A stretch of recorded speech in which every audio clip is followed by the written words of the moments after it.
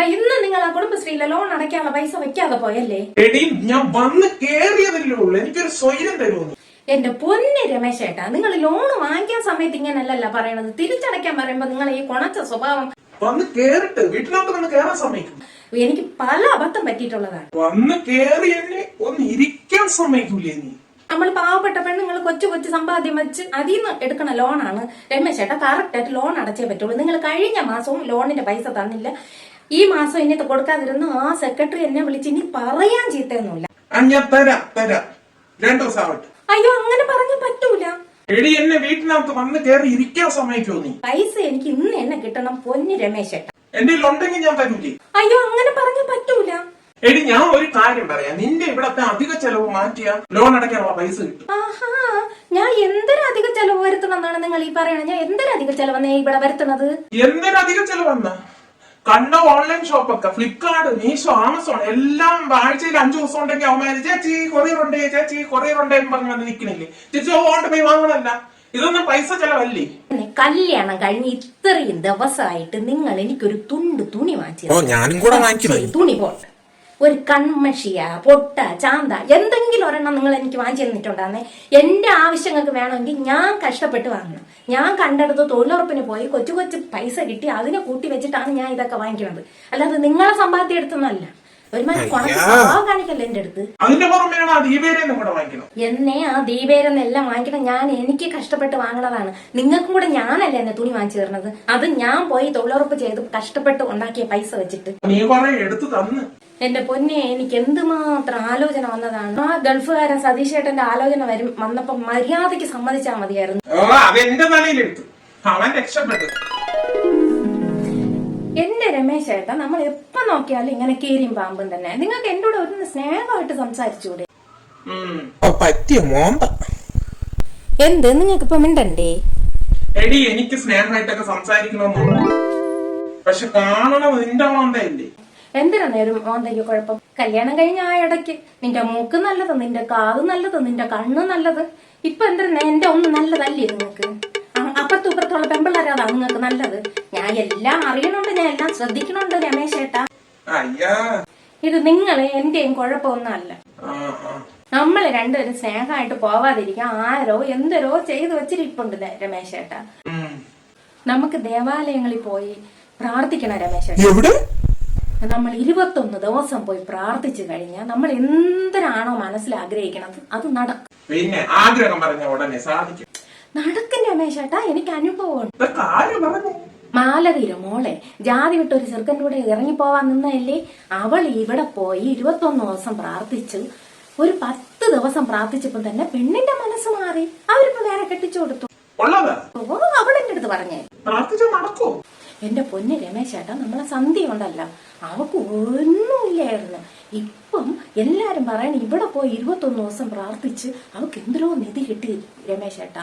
ഇപ്പം പണിക്കൊക്കെ വരണ കണ്ട കളക്ടർ ഓഫീസിൽ നിന്ന് വരും പോലെ ഇരിക്കും. ഉരുപ്പടികളും സാരികളും. അയ്യോ, എനിക്ക് അറിഞ്ഞുകൂടെ, കണ്ട അസൂയത്തോ പറഞ്ഞതല്ല. ഇതൊക്കെ നമ്മളെ കണ്ണു മുമ്പിലുള്ള അനുഭവമാണ്. നമുക്ക് അവിടെ പോവാം. എന്തായാലും പോയി ആഗ്രഹം പറയാം. പറഞ്ഞ ഒരുപാട് ആഗ്രഹങ്ങളുണ്ട്. ഒരാഗ്രഹം എങ്ങനെ പറയും? ഒരു 20 കോടി ലോട്ടറി അടിക്കണേന്ന് പറഞ്ഞ് നമ്മൾ അവിടെ പോയി 21 ദിവസം പ്രാർത്ഥിച്ച നടക്കും രമേശ് ചേട്ടാ. നമ്മൾ എല്ലാ വിഷമങ്ങളും മാറും.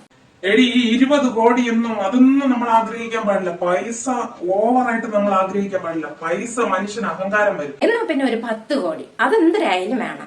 10 കോടി ഒപ്പോ അതൊന്നും ശരിയാവൂലേ? അതാണ് നിങ്ങൾ ഒരു കാര്യം. എന്തൊരു പറഞ്ഞാലും നിങ്ങൾ അവിടെ ഒരു നെഗറ്റീവ് പറയും. അതൊന്നും ശരിയാവൂലടി. ശരി, നമുക്ക് 5 കോടി പ്രാർത്ഥിക്കാം രമേശ് ചേട്ടാ. അതൊന്നും കുറയാൻ പറ്റൂല, കാരണം 5 കോടി വേണം. പൈസയൊക്കെ എവിടെ കൊണ്ട് വയ്ക്കും? ഒന്ന് നമുക്കൊരു വീട് വെക്കണം, പെണ്ണിനെ കെട്ടിച്ചു കൊടുക്കണം, ചെറുക്കന്റെ വിദ്യാഭ്യാസ ചെലവ് നോക്കണം. ഇതെല്ലാം വരുമ്പോഴത്തേക്ക് ഈ പൈസ ഒരു വലിയ പൈസയൊന്നും അല്ല, നിങ്ങൾക്ക് തോന്നണതാണ്. നമുക്ക് ഒരുപാട് ചെലവുകളുണ്ട്. പിന്നെ എന്റെ ഇളയതിനൊരു 50 ലക്ഷം കൊടുക്കണം രമേശ് ചേട്ടാ. പാവം ഇന്നലെ വിളിച്ചപ്പോഴും അവൻ പറഞ്ഞു, ചേച്ചി ഭയങ്കര ബുദ്ധിമുട്ട് ചേച്ചി എന്ന്. സങ്കടം വന്നു. എന്നെ കൊണ്ട് എന്തൊരു സഹായിക്കാൻ പറ്റും? കിട്ടിയ അവൻ 50 ലക്ഷം കൊടുക്കണം. എന്തോ എങ്ങനെ നിന്റെ അതെന്തരന്നെ നിങ്ങൾ അങ്ങനെ പറയണ? നിങ്ങൾക്ക് വിഷമം വരുമ്പോ അവനെ എടുത്തു വെച്ച് വിളിച്ചേടാ 5000 രൂപ തരുവോ 2000 രൂപ തരുവോ എന്ന് നിങ്ങൾ ചോദിക്കണില്ലേ? ഞാൻ ഒരു ദിവസം ഇത്തിരി അവനോട് ഫോൺ ചെയ്ത് 2000 രൂപ വാങ്ങിച്ച പിറ്റേ ദിവസം അവൻ വിളിച്ചിട്ട് അവന്റെ അമ്മയെ ആശുപത്രി കൊണ്ടുപോകണം. പൈസ വേറെ ഇല്ല, അളിയോ അതിഞ്ഞ് തിരിച്ചു തരുമെന്ന്. പിന്നെ കൊടുക്കണ വരെ ഒരു സ്വയം തരൂല അവൻ, വിളിച്ചോണ്ടേ. അത് പിന്നെ അവന് തിരിച്ചു കൊടുക്കണ്ടേ? അവൻ പിന്നെ കിടന്ന് കൂലി വേല ചെയ്തോണ്ടാക്കണല്ലേ രമേശേട്ടാ? നിങ്ങൾ എന്തെങ്കിലും സഹായിക്കണം. എനിക്ക് കൊടുക്കാൻ വേണ്ടേ? ഇത് നല്ല കൂത്ത്. കൊടുത്താ എന്റെ ചേച്ചിക്ക് കൊടുക്കണം. പിന്നെ അവിടെ ഞാൻ ഇടയ്ക്കിടയ്ക്ക് പോയി ബുദ്ധിമുട്ടിക്കും. 10,000 20,000 കടമെന്ന് പറഞ്ഞു വാങ്ങിച്ചോണ്ട് വന്നാ പിന്നെ തിരിച്ചു കൊടുക്കൂല, അവളോട്ട് ചോദിക്കുകയില്ല. നിങ്ങളെ ഓടപ്പറന്നാളെ കൊണവത്തുകാരോ ഒന്ന് എന്റെ അടുത്ത് പറയല്ലേ. എന്തിനടി കുഴപ്പം? പുതുവീട്ടിലെ സുജയര മോളെ കല്യാണത്തിന് ഇത്തിരി ഒരു സാരി എടുക്കാൻ പോയപ്പോ അവൾ എനിക്ക് തന്നത് ഒരു പഴിഞ്ചില പോലത്തെ സാരി. അലമാരക്കകത്ത് ഈ പട്ട് സാരികൾ ഇങ്ങനെ അടുക്കി അടുക്കി വെച്ചിരിക്കുന്നത്. എന്നിട്ട് അതിൽ നിന്ന് ഒരെണ്ണമല്ല, ഒരു പഴയ സാരി എടുത്ത് തന്നിട്ട് ഇത് നിനക്ക് നല്ല ചേരുമെന്ന്. എന്നിട്ടാണ് നീ അവളെ 5-6 സാരി വാങ്ങിച്ചോണ്ടെങ്കിൽ വന്ന് അതല്ലേ നീ ഉടുത്തോണ്ട് നടക്കണത്? എന്നെ അതൊക്കെ നിങ്ങളെ സഹോദരി ഉടുത്ത് മതിയായ സാരി. ഒരു പുതിയ സാരി ചോദിച്ചപ്പോ പറയണ ഏട്ടി അത് ഞാൻ ഉടുത്തിട്ട് തരാം. എന്ത് ഞാൻ ഉടുത്തിട്ട് അവൻ കൊടുക്കും? അതുകൊണ്ട് കൂടുതൽ അവളെ കൊണവത്തുകാരൻ എന്റെ അടുത്ത് പറയാം. എന്തൊരു ചെയ്താലും നീ ഇങ്ങനെയൊക്കെ പറയുള്ളൂ. നീ എന്തൊരു പറഞ്ഞാലും നിന്റെ നീ കൊടുക്കുമെന്ന് വിചാരിക്കും. എന്റെ ഇളയതിന് എന്തായാലും കൊടുത്തേ പറ്റുള്ളൂ. നിങ്ങളെ സഹോദരിക്ക് എന്റെ കൊക്കില് ജീവൻ ഉണ്ടെങ്കിൽ ഞാൻ സമ്മതിക്കില്ല. അങ്ങനെയാണെങ്കിൽ എനിക്കും വാശിയ. എന്നാ എനിക്കും വാശിയ. എന്റെ കൊക്കില് ജീവൻ ഉണ്ടെങ്കിൽ ഞാൻ കൊടുക്കും. എന്റെ ജീവൻ ഉണ്ടെങ്കിൽ ഞാൻ അവന് കൊടുക്കും. 50 ലക്ഷം രൂപ ഞാൻ എന്റെ ചേച്ചിക്ക് കൊടുക്കും.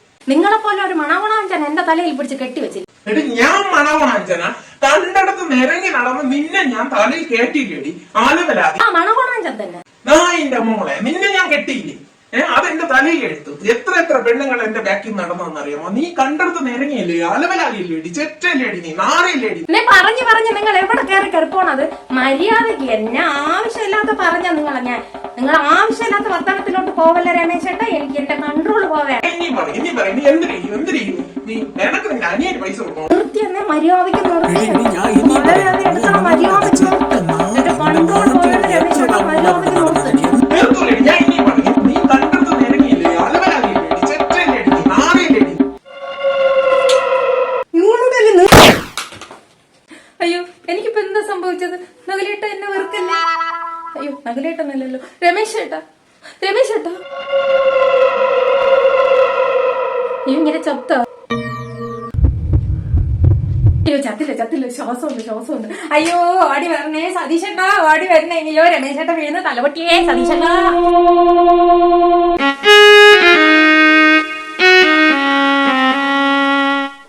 രമേശേട്ടാ ഇപ്പൊ എങ്ങനെ ഇരിക്കണം? വേദനയുണ്ടാ? പോട്ട് രമേശേട്ടാ, സാരമില്ല. സംസാരിക്കാൻ പറ്റണില്ലേ? പോട്ട് രമേശേട്ടാ, ഞാൻ കൂടെ ഉണ്ട്.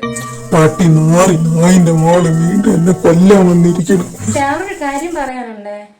ആശുപത്രിയിൽ 20,000 രൂപയായില്ലേ ബില്ല്? ഞാൻ 10,000 രൂപ എന്റെ ഇളയവന്റെ വാങ്ങിച്ചു. അവ ഇന്ന് ഇട്ട് തരാന്ന് പറഞ്ഞു.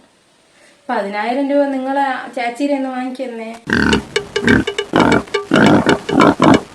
പല്ല് കടിച്ച പല്ലിനെ കൂടെ ഇല്ലാതാക്കാതെ രമേശേട്ടാ. പോട്ട്, എല്ലാം പോട്ട്, സാരമില്ല. നമുക്ക് അവിടെ പോയി 21 ദിവസം പ്രാർത്ഥിക്കാം, എല്ലാം നടക്കും.